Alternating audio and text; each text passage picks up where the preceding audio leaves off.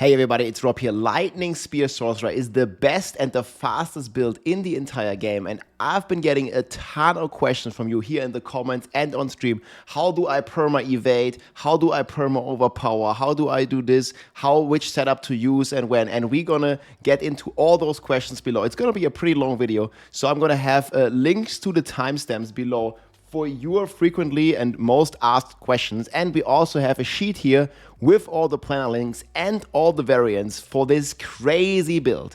So let's get into it. So the first thing here is, how do you perma evade, Rob? So if you want your evade, so we're gonna go in game. If you want your evade to look like this, basically, you have to reach a couple of breakpoints first, and then you have to follow a couple of steps to make it look like this insane and madness with auto flying spears and basically speed farming hundreds in like just 2 minutes. So the first thing you want to do, guys, and make sure, is your teleport enchantment cooldown. So you press S, this opens your skills, and then you can see your teleport enchantment here if you hover this. And it says here, evade is replaced with a short range teleport, like this one basically, and has a 1.7, and this is the important number, cooldown, right? 1.7. So you see here, when I evade and do nothing else, my cooldown is 1.7. This is how it works. And this number with the planner needs to say 1.9 or lower. So that's the first thing. It needs to be 1.9 or lower here. And you press evade, it's 1.9 seconds. And then what we use to perma evade, and this is the only thing that you use, is attacks reduce evade cooldown by 1.5 seconds. So, you know, it already takes some time. You have like some travel time, a couple of frames. It takes about 0.3 seconds to evade, like this. It takes about 0.3 seconds. And then what you do, after you evade, you just do any attack, like Flame Shield, Lightning Spear, doesn't matter, any attack. If you do 2, it's easy anyways. But let's just do 1 attack for now. And we are gonna use Ball Lightning. So once you have this 1.9 seconds minimum, I mean, lower is good, right? If you have 1.6, 1.7, 1.8, that's great, maybe even 1.5. So we want to trigger an attack, and what attack we will trigger is Ball Lightning. So very simply, we will evade, it has cooldown, but then we cast Ball Lightning to reduce this cooldown. And this works very well. So evade, Ball Lightning, evade, Ball Lightning, evade, Ball Lightning, evade, Ball Lightning. You see, it's pretty smooth already. But then there is another trick. You can just simply, if you have it on right click or whatever the hotkey, Ball Lightning spawns the crackling energy that gives you more damage, so it's good to spam it anyways. So we will hold down, like on our mouse, we will hold down the right click. We press nothing else, and then we will spam the spacebar. That's it. This is the 2 minimum requirements. So hold down the balls, and then evade, evade, evade. And you can just basically just spam it, right? And this is what you'll do in the run, and this is how you just evade. Obviously, you can still add more skills, and all those skills will add another cooldown reduction. So you can theoretically, obviously you can only do this once, but you can evade, Flame Shield, evade, right? Or you can press Lightning Spear. You can evade, Lightning Spear, evade. Or you can do Unstable Currents, evade, Unstable Currents, evade. So you see how we're kind of building this up. And basically, in the ultimate rotation, you're starting again, hold down, right click. It's the only thing we do, hold down right click. And then we start spamming all our buttons like piano, and then we start evading. So you see, basically press the buttons, and you're gonna be flying. And everything will just like basically auto aim at all the monsters, and they're gonna die like very quickly. And you're gonna be like basically a walking, completely like death pylon that just murders everything in its course and just auto aims and completely breaks. Obviously, you still have to navigate, so I'm mostly looking at the minimap when we're playing like this, and Subo helps a lot. And that's basically how it goes, right? So very simple. And we're going to go back to the sheet now, and we'll discuss a couple of more tips and tricks here. So then people ask me a lot about these CDR breakpoints. Again, like I said, you want 1.9 seconds in the game here. 1.9 seconds, that's the minimum. If it's 2 seconds, it doesn't work properly. Hold down the right click for Ball Lightning, and then like you need the Blood Implicit. So these are like the kind of things that you need. So then the next question that gets asked all the time is, How on God's green earth do you overpower, Rob? Like people have probably seen like all this crazy clears, on helltides.com with all the like crazy snapshotting here from Ikuna or from some, of the other sorcerers that are blasting. I think we were watching this video here where he was showing it very well in the start, like how he did the snapshot and the overpower. We'll also talk about all of this, but this is basically not possible if you're just playing regularly, because this like involves like a certain snapshot and it's not possible for the average player. What you should use if you don't want to do the snapshot shenanigans and all this stuff, you want to use the Xan rune. And here, because we're going to be evading a lot, like we already established, we use Sem Xan. And what this allows you see here, you need 300 offering from the runes to get 1 overpower. So you basically evade 1 ball lightning, 2 ball lightning, 3 ball lightning, 4. And now we have the rune active and we will overpower basically. And this allows our lightning spear to overpower roughly once every like 2 seconds, because like we cast like 2 evades per second basically, right? So that's basically what's going to make us overpower. Sem Xan. 4 evades, overpower with like the next like 0.35 second ball lightning, which is usually like you're going to have a lot of ball lightnings in the air. It's going to trigger like, 10 orange numbers every 2 seconds. So you're going to be overpowering a lot. The other thing here that people use in this video is a snapshot. We will also talk about that later, but this is completely optional and it's complete RNG. It basically revolves around the 3% overpower snapshot chance that you have here in your sheet. We are hoping that Blizzard addresses this at some point. This is the same mechanic that the druids are abusing sometimes. But this basically says when you cast a skill, it has a chance to overpower for all its damage. And you basically keep the the lightning spear up with this 3% snapshot. But if your first lightning spear doesn't overpower, you basically need to redo the run. So we are not really covering that all too much here. You can forget about this. The average player can't use this. And it's a 97% chance to fail anyway. It's complete RNG. So people use the Xan rune to overpower. And overpowering is great because it makes your entire life and your fortify if you're using Rahir. I'm getting this question a lot as well. How do you fortify? If you're playing solo, you can play Rahir. And Rahir has a skill that basically is called Shield Charge. We're going to link this planners all below as well. This is the Ultra Pit setup, and you want to use this Shield Charge that fortifies you for another OP multiplier. But we're going to stick to like the basic stuff here, to the Uber or the non-Uber version, and not go into the 120 pit pushing stuff. So this is what you want to do basically. Don't do any of this overpower. It's going to like not work for you. So Xan rune it is. Sem Xan. So here these two. Sem Xan. All right, then I'm getting asked a ton of questions. What is the best passive on your amulet? So intelligence percent is definitely needed on the amulet. It's the highest multiplier. It gives 30%. And then you have permafrost, you have inner flames, you have glass cannon, you have a ton of passives.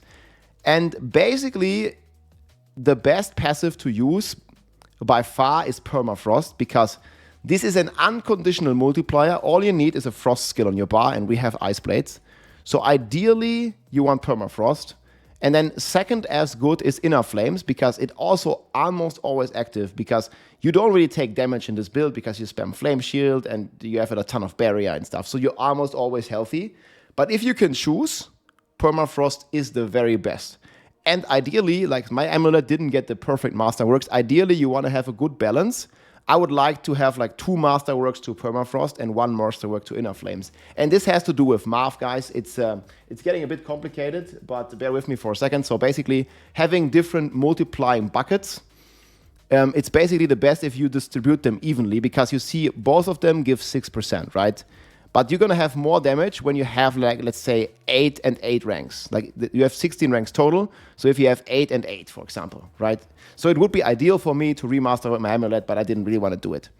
So this is also the reason why we do not want to focus on glass cannon, because we're already getting the glass cannon bucket pretty filled with Raiment of the Infinite. And this is one of the next questions that we want to get into. So again, on the amulet, it doesn't really matter. Permafrost or inner flames, both are great, but permafrost is the best. Horror Frost is possible as well, but not ideal. Primordial Binding is also not ideal, because you're already having so many primordial binding ranks on your gloves. And also here, it's basically diminishing returns, right? Like if you already have so many ranks of a passive, basically more additional ranks become worth less and less. That's just how the math works. So no primordial bindings either, but it's still okay to play this. And then I get asked a lot about Fractured Winterglass. This can be a decent starter item if you have like nothing. However, I do have a non-Uber variant here, which just instantly plays like a normal amulet here, whatever, even if you only have amulets, like I was farming today. So this is like some starter amulets. Like you want to have the GA on int, and then basically one useful stat, right? So this is one I farmed today. I just gamble amulets and speed pits, what we do for 300. So you can play int crit chats. You can play int with Icy Touch or Hoarfrost or whatever you're going to get, right? You can even play one like this here that has just one greater affix that you would roll away. So I would take the max life and roll it to permafrost on this amulet, for example. And then you have int, glass cannon, permafrost. So this is all like just examples. Here attack speed is also useful stat. You just want to have like one GA int roll and then like one useful stat ideally. So this is like just a ton of examples of amulets that you could play. Obviously, the best is if you have the int permafrost inner flame combination with as many greater affix as possible. If you only have one greater affix, I would always prefer it on the int, because the int multiplier here is crazy with 31%. It's also going to give you all res. So that's very nice. And the Fractured Winterglass, you can play it. However, I don't really recommend it. It's only like for very, very beginning players. And then I'm getting asked a lot about alternatives for Harlequin's Crest, because not many people have the Ubers, the Mythics. And the Ale of Verglass here is very strong. Even though we don't use any ice sparks, the helm still has amazing stats. So basically, you just ignore the ice shot part. You're getting percent int, which is basically a damage multiplier. So you're getting like 1.3x damage. You're getting attack speed, which is great for this build. And you're getting about half the cooldown reduction of a Harlequin's Crest, right? So this is like the endgame helm that you want, Harlequin's Crest, with a triple crit on cooldown ideally.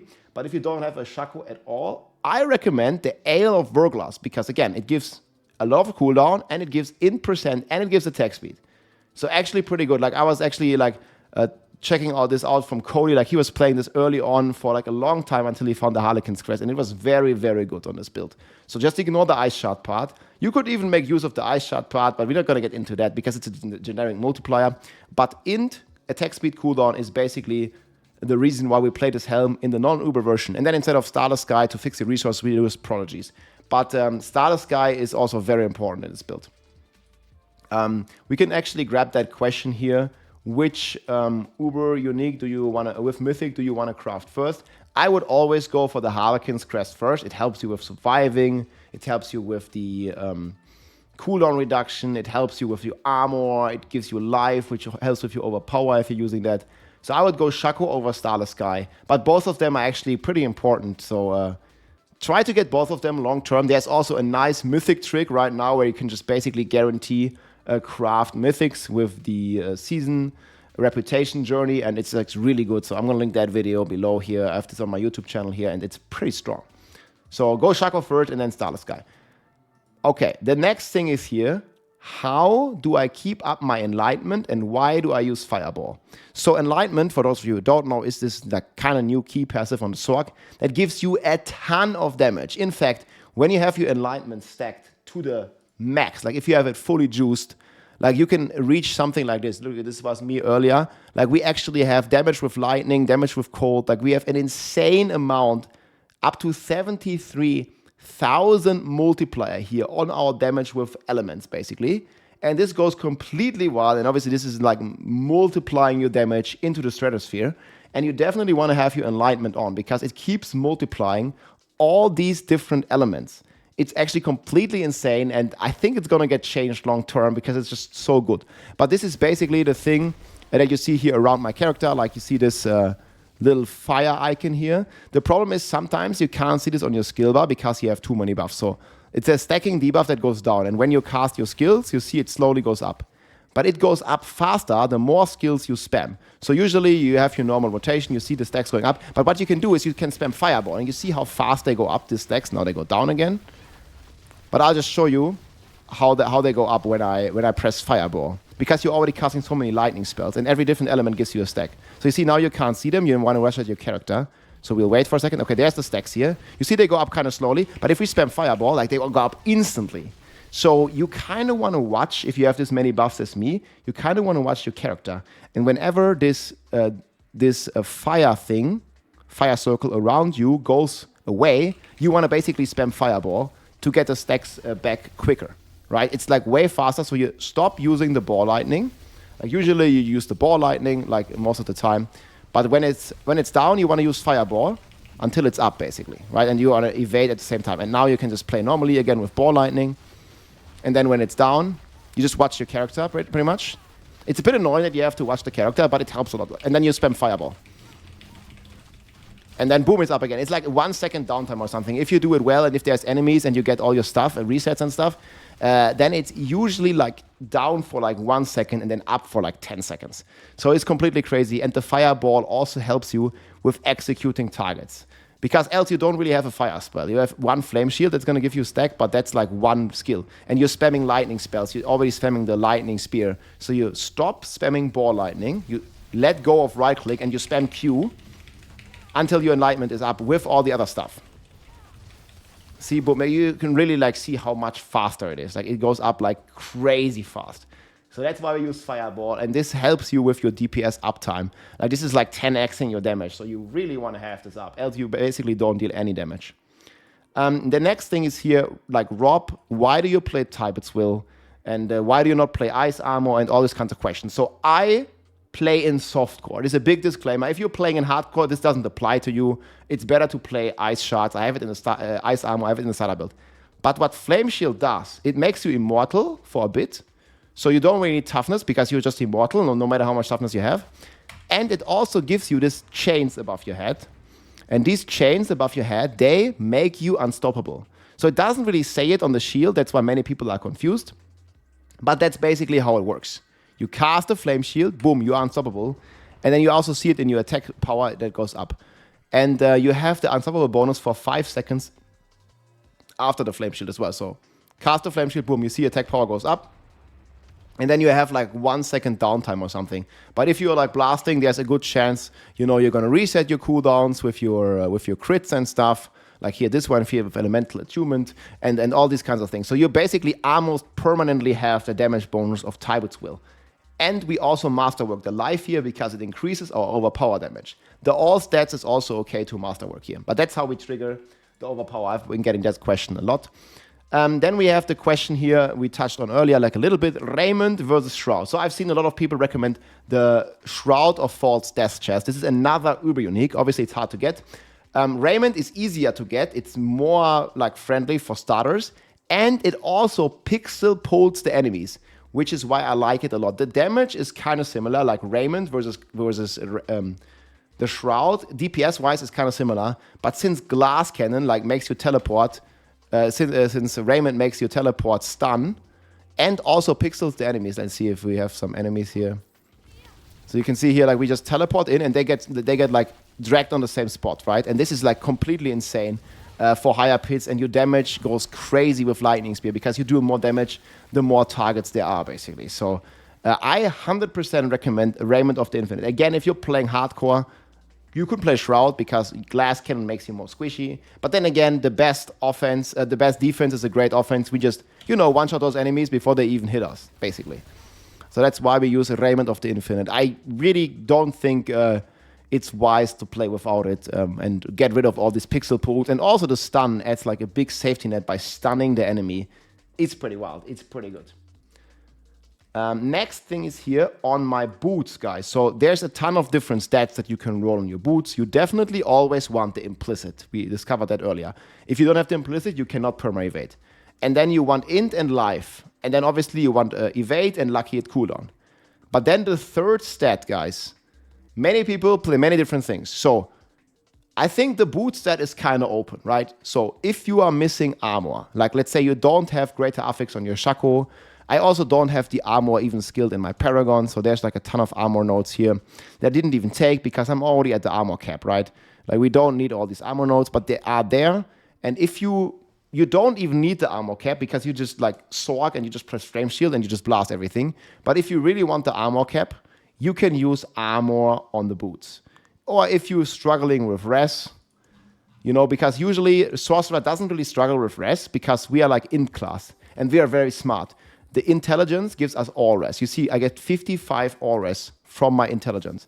And I didn't skill any of the intelligence in the Paragon. But if you're missing all res, you can just skill it. And there's like a ton of res. So you can take these 2 res points. You can take this res, resistance here. I even like can get rid of this. So I'm just going to take away all the res from me and just put them in int. But like the point is like there's many res nodes that you could take. There's even another node up here. For me, I don't need it, but it's very easy to cap your res. Just you can adjust your Paragon a little bit, or you can get the armor ball on the boots if you don't have GA stuff, and it's very easy. But what I like is mana per second here, and many people struggle with mana, especially early on. So I'm recommending mana per second, and the reason is it's 100% uptime on our Quacks rune. If you read the Quacks rune here, cast a skill other than basic spends all your resources to increase damage for up to 100%. So in order to get the maximum damage from Quacks rune, you need full mana. And unless you always have full mana, this mana per second will give you, or will help you a lot. Look at my mana here. Will help you a lot with your mana. Because all this mana per second gets multiplied. So you see, I just spend something and it instantly goes up. Because all this mana gets multiplied by our primordial binding. And you get 10 stacks here. So we're getting up to 800x, 840x on the mana generation. So this 6 is basically, going to be multiplied by 10. So we're getting like 60 mana per second or 50 mana per second. And it's absolutely crazy with this. What you also need to do if you want more mana, and what's really important, at least a double crit on primordial bindings on these gloves, because this is giving you the extra mana generation percentage. So I know triple critting is hard, especially on the materials, but I would recommend at least a double hit here. At least make it yellow, and then the third hit, like whatever. If you get it, it's great. If you don't, it's fine. Double hit minimum here, and then mana per second on the boots, and you will not have any mana problem ever. Like you see, I can just stand here and just cast some stuff without any monsters even. Like there's not even any monster. And you see like how crazy the mana just goes up immediately, basically, when I'm just standing here. I can even like blast Fireball and see it just instantly goes up. So that's why I like the mana per second. This is, again, softcore strategy. If you play hardcore, you might want to cap your armor, or you might even go dodge chance if you already have armor cap. But all this doesn't matter to me. I'm playing softcore. We're playing ARPGs, full DPS all the way. So mana per second. At least it gives you a slight DPS increase because more Quacks uptime. Okay, then we have Flamefeeder versus Conjurer. So there's different setups. I also have 2 setups here. So basically, there is also a non-overpower setup. So in my normal setup, like in this setup that I'm showing you here with the Sun rune, we use life, we master work the life, we use overpower, and we get a ton of DPS from the overpower. And we also get a ton of crit because we use the Hatred's Embrace, right? Like if I go here in town, I have 100% crit chance, and I have 2,600 ideally crit damage. I fucked up some tempers, but I don't know, like 2.3 is good already, and I have 2,550 and 100% crit chance. If you don't crit on this build, you do 0 damage. So you definitely want to be as close to 100% crit as possible. And I'm rocking here with the Splintering Energy, which everyone is playing, and this is only doing the multiplicative damage with your crit damage scaling when you have 100% crit chance. So this is what you want to do, 100% crit. But there is another build, and we right now use Flamefeeder. Again, this like all goes juicy into just basically boosting our Enlightenment and our elemental damage. Again, with Flamefeeder, you get a ton of extra non-physical damage. It's multiplying all the damage all over again. So this is like how we can reach these crazy values here, like up to 50, 70,000. See, like when my Enlightenment procs here, up to 50,000% X damage with lightning. This is like a crazy multi, and it keeps getting multiplied, with Flamefeeder, because it's just this, you deal 10x increased non-physical damage. It's absolutely insane what this thing does. But you can get rid of Flamefeeder and take in Conjurer Glyph, also in the starter board here, like do this basically. And what Conjurer will do, it's going to give you 15 extra crit. So, right, if you have this Conjurer, you can drop the Hatred's Embrace, and you can take, and you can take Incinerates. I had the wrong setup right now, but you can take Incinerates, and then, you know, your crit chance is going to go down. And then what you do, you drop your Xan rune, and you take, I don't know if I have one, you take in Gar rune. Gar, this one is going to give you 25 crits. So you need to do the math. You get 55 is my base, like you might have lower or you might have higher, I don't know. You get 15 from the Conjurer glyph, so that's 70. You get 25 from Gar, so that's 95, and you get 5 from Lightning Spear. So as long as you have 55 unbuffed, like you're good with this setup. This is the non-OP setup. And it basically just allows you to get another boss power, which in this case here is the Cinerate's Flames. I highly recommend, especially if you're playing, if you're struggling with single target, you need the Lilith power. Without the Lilith power, you're not gonna kill the boss fast. You need the extra targets for your Lightning Spear to deal more damage. So in my opinion, there's only these two setups. Basically, if you don't do snapshots, you either play with the crit and with the Lilith power, or you play non-OP. Again, the planners are below. Cinerates, also with the Lilith power. But then you need to use the Gar rune here for crit, and you need to use the Conjurer glyph instead of what I'm usually using, the Flamefeeder. But both setups are great, guys. One will give you orange numbers, and the other one will not give you orange numbers. They are both pretty good. And as long as you don't want to do the ultra tryhard pit push OP snap, I recommend you play this one here that I'm playing. It's the easiest because you don't have this many crit needs. You just get 50% crit from this one boss power, and you're going to be good on your crit. You don't have to worry, you know, like getting the Starless guy with a GA crit roll and all the stuff. Attack speed is fine. So I recommend this setup here with Beast in the Eyes, Hatred's Embrace, Beastmaster's Training, and the Lilith power. But yes, Cinerates is a ton of damage, so you can try out both setups and just see which one you like better. I like the one, I mean, I'm also streaming, so I like big orange number. People like that. So that's why we play the OP setup here with the with Sam Xan and Ahu Quacks. That's what we rule. And I'll show you a video here in a bit, at the end of the video here, where we do like a full OP run, basically. We already covered the Mythic, Shaco first and Starless Sky. What here is next is what greater affix do I want on my weapon? So ideally, guys, you have all the greater affix, of course, but 99% of you will not have a weapon like this. What I recommend is the best weapon, probably the easiest to get, is just get a GA roll on int, get a high crit roll and roll it to life. Like this one I just found earlier today. So you just take this one, take the damage, roll it to life, and bless RNG that doesn't break. Another alternative is also go crit damage GA. That's also fine because it's a multiplier. I think the int is slightly better. It also gives you all res. So int is the best. Next is crit damage. And max life is the least important. If you, especially if you don't play the OP setup, you don't need max life at all. It just gives you toughness. But this is just alternative. So int first, then crit damage, then life. If you play OP snap, you probably want to prioritize the life. But most of you won't do that. So int first, then CD, then life. That's the priority on the weapon. Ideally, you have at least 2 GAs, I would say. What potions and incenses you use? So what we use here in this build, assuming you have 100% crit, right? Assuming you have that. So again, usually we have this, just using this power. I think it needs to go out of town for it to activate.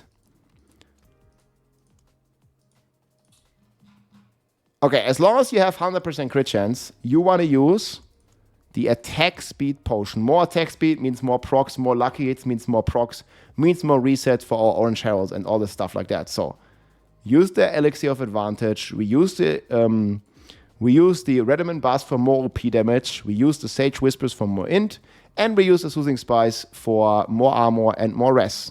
So this is like basically how I cap out everything. Again, if you don't have the right armor on your Shaco, you can get the armor roll on your boots, or you can get the armor and the extra rest that I didn't take any of them in your Paragons. Especially up here, there's another like nice rest armor node that you can take if you're really struggling. But most of the time, guys, this is a DPS problem and you're not really having any toughness issue. But if you have toughness issue, you can take all these points. I just like to go full DPS, but we still have all the breakpoints basically because I have pretty good Shaco. And I was kind of lucky with that. So I'm playing like mostly like 1 or 2 GA gear here. My Tibaults Will is actually pretty insane. Boots are decent. This is decent. I have 2 GA, Starless. I mean, I have pretty good gear by now. But we started out one of the previous videos. I'm also going to link the full build guide that I did a few days ago below, where we go over the entire setup and everything. But, you know, you can see the planners here below. And we've seen it. And we've talked about it like a couple times already. And I just really want to make this point blank like FHQ because so many people ask me. Then the next thing is, like, I get many questions, like, Rob, I can clear the pit just fine, but I don't deal any damage on the bosses. What do I do? So you might be playing the wrong setup. If you don't have boss damage, I highly, highly recommend to play the Lilith power. Without the Lilith power, a single target is just like, especially if the boss doesn't have ad, it takes forever. So Lilith power helps a lot against the bosses. Like, this is like super important. What also helps, again, is spamming the fireball on the boss to have, like we talked about earlier, to trigger your Enlightenment, like constantly. So those two things will help you tremendously on the boss damage. And then basically, like, yeah, if it's a poor single target, it's very bad. But if you have like the Seahawk or the Resurrected Malice or some of those bosses, it's much better. And I just recommend you to play on a tier where you can still kill the Lilith Blisters in time. So if you like speed farming, let's say, or leveling up your glyphs. Don't go too high. Just go like a tier. Maybe it's pit 100 for you. Maybe it's 105. Maybe it's just pit 95 or pit 90. Depends on your gear and if you have Ubers or not. But as long as you can kill the blisters on the boss, it's going to help you tremendously with the boss damage. And spam that fireball for the crazy Enlightenment uptime. Best tips for you. We already talked about this. Next thing is here, if you want to fix your ping, guys, many people have said they play with their friends. They have, like, I don't know, like they join. They're from Europe, like me, and then they join with their friends from the United States or something. You can try if you like. They sponsored me here. It's Exit Lag. It basically helps you to reduce your latency. They have a 3-day free trial going on right now. You can play a ton of games with Exit Lag. They have like AI route optimization, like from you to the game server. It helps a lot. It brought my ping down from about 60 to about 25 to 30 ms here. It helps a lot. It's a special offer. I'm going to put this link below. There's a 3-day free trial. I think after that it costs like $6 or something a month. And many people already use this here, and it's a great way, especially for builds that like move around as quickly. Like you really want to have, you know, like most optimal ping if you're doing this build and if you're playing this build, especially if you're teleporting. Else it's like rubber banding you, and you know, it's just like a bunch of a hassle, especially in groups with like other regions and stuff. So you can check out Exit Lag. Link is in the description. And yeah, say goodbye to lag of this. Hope you enjoy this, my friends. Next thing is here, how do I spam my buttons? So there is this age-old trick. We've all been using this in Diablo 3. And there's a video here that I'm going to have in a sheet here from the God Gamer himself. What's going on, guys? Quinn69 here. How you guys doing? That's right. Today we're going to be bringing you guys a really So this was 10 years ago. Informative guide about the infamous numlock. This is the numlock trick. You can use this to spam your skills. You basically like use the numlock on your keyboard and then deactivate it while you have those buttons, and it's just going to keep triggering those buttons.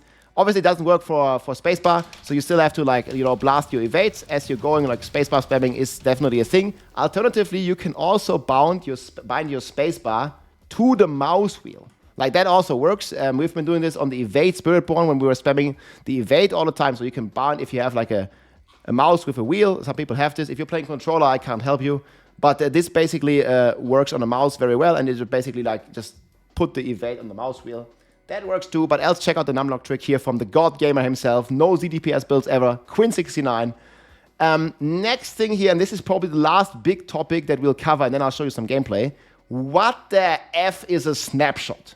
So generally, guys, and I wrote it down here, snapshotting refers to a game mechanic where the game captures, aka snapshots, a state of the character. So this can be like a buff or a debuff or other things. At the moment a skill is cast for longer than intended.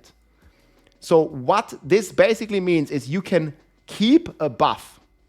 And we're looking, for example, at a very simple buff here. If you read your Lightning Spear, So the Lightning Spear here, it says, collecting crackling energy increases the damage of your next Lightning Spear by 20% X, up to 160% X. So this gives you a 2.6 multiplier on your damage. And what you want to do is before you start the run, you want to collect crack. So what you do, you cast your balls. You cast balls 4 times. 1, you see this spawns crack, you get 2, 3, 4, 3, 4. And then you have 8 stacks. And now what you do is you cast your Lightning Spear next, and it's going to snapshot these 8 stacks permanently as long as you have a Lightning Spear up. And you see, if you spawn a Lightning Spear, it's like around for quite some time. And before it goes away, you just spawn your next one, and then you like have the bonus permanently, and you never have to pick up any crack ever again, right? Don't do crack anyways. Crackling energy, of course. So this is basically one of the snapshots that you can do. And there's 2 more snapshots. I'm going to show you this based on the video here. I'll show you in the run in my gameplay. But you see here, this is like one of the top clears, 118 clear. So watch what he does. This is from Dragonate. So when he enters the pit, you see, it's already very fast. Let's go a bit slow. So you enter the pit, and you see what he does. He casts Ball Lightning 4 times, and he picks up the crackling energy. And you see now on his Ball Lightning, on his Lightning Spear, it already has this little 8. So he's going to snapshot this. And he's also going to snapshot his Flame Shield. So what you see now, he's pressing his Flame Shield, and boom. And only now, after he snapshotted the crackling energy, after he snapshotted the Flame Shield, now he's going to snapshot the Overpower. This is optional, but this is going to give you a ton more damage. So this is RNG as well. 97% chance of failing. So now he's casting his Lightning Spear after doing first the crack, second the Flame Shield, and now third the Overpower snapshot. Now he casts Lightning Spear, and he blesses and prays to the gods, or whatever he believes in, that it overpowers. 3% chance. And boom, he gets it, of course, else you can't clear this high pit. So this is how you snapshot. That's a bullshit mechanic. Everybody doesn't like it. Blizzard has not fixed it yet. We will see. They expressed that they kind of want to fix this, but that they haven't really, and maybe they will fix it. But you see now he's basically like hitting here for hundreds and multiple hundreds there. Boom, 119 trillion. And you basically just like basically one-shot the packs even in this. So that's how you do the snapshot. Again, completely optional. You don't have to do it. But the normal rotation here without the Overpower snapshot is pretty simple. And I have the full written version in the planner as well. If you go on the notes, so enter the pit, cast the Ball Lightning 4 times, pick up the crack, cast Flame Shield. Once Mythical Flame Shield expires, like it creates this explosion, hit an enemy, and then cast your Lightning Spear. That's it. And then optional, this happens. But this is 97% chance to fail. So that's how the rotation works, and that's how we deal optimal damage. I hope you found this guide useful and you're not looking as confused as this sorcerer here. I'll show you here one of the runs that I did on 100 where the snapshot RNG actually was kind to us. But I also have a ton of other runs here on the channel. I have the full build guide that I'm going to link below as well with all my stats and all my gear. I'll also show it to you at the end of the gameplay here. So I hope you enjoyed, guys. If you still have questions, again, the sheet is also linked below as well as the planner. If you still are confused, if you still have questions, make sure to ask them in the comments. I'll do my best to read them. Maybe I'll reply to you, or maybe we'll do a 2.0 version. This is the strongest build, the fastest build of the season. I hope you enjoyed, guys, and here's some gameplay. Let's go. Okay, guys, now we have numbers. Look at these numbers.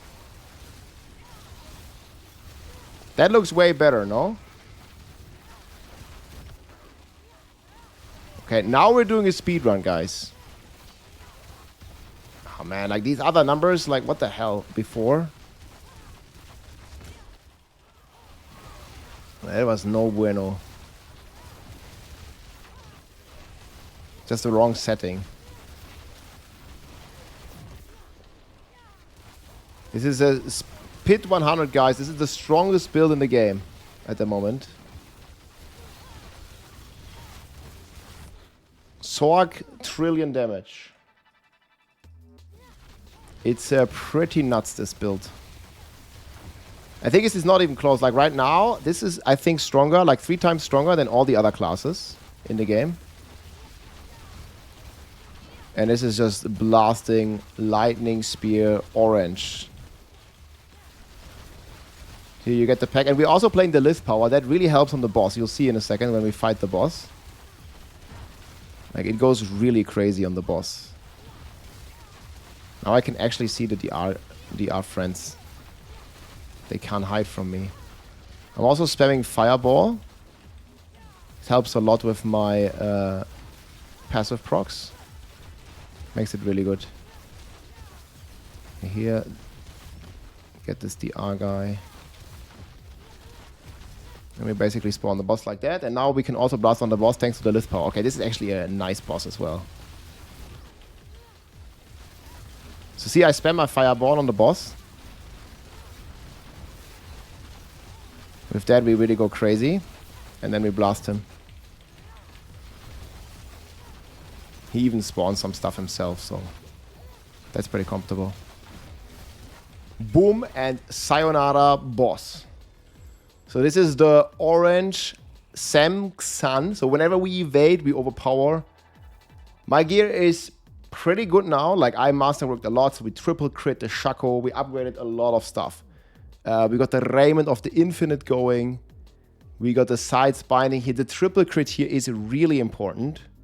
Let me actually get this here so you can see better. Triple crit here is just really important. Then we have the Tibaults Will triple crit on life. So basically more overpower damage. I'm rocking 12,000 life here. So Tibaults Will we activate with a Flame Shield. This is Pit 100 Blast. Then we have the Orange Heraldcy. I also got the perfect aspect that I just found. We were blasting like many, you know, like 40 to 60 second runs. And we also got some Paragons here for that. So really good. Evade cooldown. Ideally, I guess you want to hit the int or triple crit the evade. My evade in-game right now has 1.7 seconds. I recommend at least 1.9 on the tooltip. That basically allows you, when you hold down Ball Lightning and you just evade, it basically allows you to tell a Perma Evade with spacebar. You see this? You just evade. So what I do is evade, Ball Lightning, evade, Ball Lightning, evade, Ball Lightning, evade, Ball Lightning, evade, Ball Lightning, evade, Ball Lightning. So just with these two skills, you should be able to perma teleport. So spacebar, right click, spacebar, right click, spacebar, right click. And what you can do is you can just hold down right click and then just spam spacebar, right? This also works. That's what makes me go like extremely fast here. Then we got the Giga weapon, guys. We only have 2 tries on this left. So we got a triple crit after spending like, I don't know, 150,000 masterwork materials or so. I felt like really unlucky with this one. But thanks to the crazy materials that we can get to the season, like people were actually rocking like, you know, like 60,000 souls and stuff. And thanks to the crazy materials now with the patch, we're actually getting the stuff. So we managed to get a new weapon here. Triple crit on the Lightning Spear, my friends. Absolutely cooked. Not 88%, but still pretty damn good. And we also got perfect aspect now. Then we may have bricked one amulet, but the second one sure worked out in our favor. I think ideally you want to masterwork the permafrost once or twice as well. So you want to have an even amount. I didn't get higher crit here, but still very good. And the element aspect, we already had it perfectly from the start, basically. I got a new Tarasha ring. Still got to work on triple critting this. I got some Optoxide right now, but the 100k is gone fast here. We try to triple crit stuff. And then Starless Sky. I still haven't gotten one with more, with a GA on attack speed and crit. It's really hard to get. I just crafted 50 of them. So we didn't get it yet, but we're going to keep going. There's a crazy Mythic farm right now. So we farmed like 50 Mythics in like 2 days. And crafted like 50 rings. And we're going to need to farm and craft more. This was 2 GA was the best one we gotten so far. Then obviously we have the Familiar Enchantment and Teleport Enchantment going crazy. Fireball, this one helps us, like I said, helps us to get the stacks for our Enlightenment passive like much faster. Obviously Lightning Spear, Flame Shield gives you the Tibaults Will proc, also makes you immortal. Unstable Currents, which we reset here with the orange, Unstable Currents and Ice Blades, cooldown reduction. And then the Ball Lightning, you know, to spawn the crack. So you go in the run, you spawn 4 times crack, you pick it up, this says 8. You cast Flame Shield, it explodes, like boom. And then you start spamming your skills, and then you're evading. And then you're basically just one-shotting everything. The planner is linked below as well here in the description. And there is a written explanation exactly like how we do, you know, the rotation. I min-maxed it a bit, so it's much easier to understand now. We actually also got the Overpower snapshot this run, so it was super crazy. And this is just the orange lightning. It's crazy. Mekuna actually managed to clear 120 pits with this. And this is obviously way higher, about triple damage than any other class on this lightning spear build. So you go in, 1, 2, 3, 4, pick all this, 8, flame shield, explosion, boom, and then you start blasting. Crazy stuff. Skill tree looks like it. I didn't really change anything here. So just the fireball and then the mythical flame shield here, really important, about double damage. If you're struggling with teleport, you can put in more points in teleport. I right now have the points here in electrocution for extra toughness, so the boss doesn't kill me instantly, but yeah, that's basically how it looks.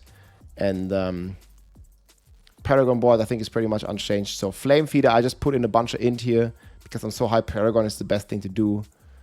Ceaseless Conduit, Destruction, the Tactician here, multiplying the crit damage with Searing Heart, and Unleash here with Enchantment Master, as well as Elementalist with Elemental Summoner. And we basically stack a bunch of physical damage. I think my crit right now is 2.250 with 100% crit chance, really important. And I'm not quite sure how much we get on the element stuff, like if it's active, let's see. Should be now. Okay, you see here, we have a 27,000 damage with lightning, 27,000, 25 with cold, 27 with fire. So absolutely crazy. And this is completely without the Cinerates. If you go, like, we're going Lift Power, because Lift Power helps about 27,000%. If you also play Cinerates, that's obviously multiplied again, and we're gonna have like up to 40,000. But the Lift Power is what makes you kill the boss, guys. So Beast in the Ice, Lilith Power for the blisters, crit chance for 100% crit, and then the Beastmaster training for 2.5x, and the Beast in the Ice to freeze everything as you go and get all the conditional multipliers. But yeah, crazy build. This is the strongest build in the season by a mile, guys, by a mile. And yeah, good luck with it.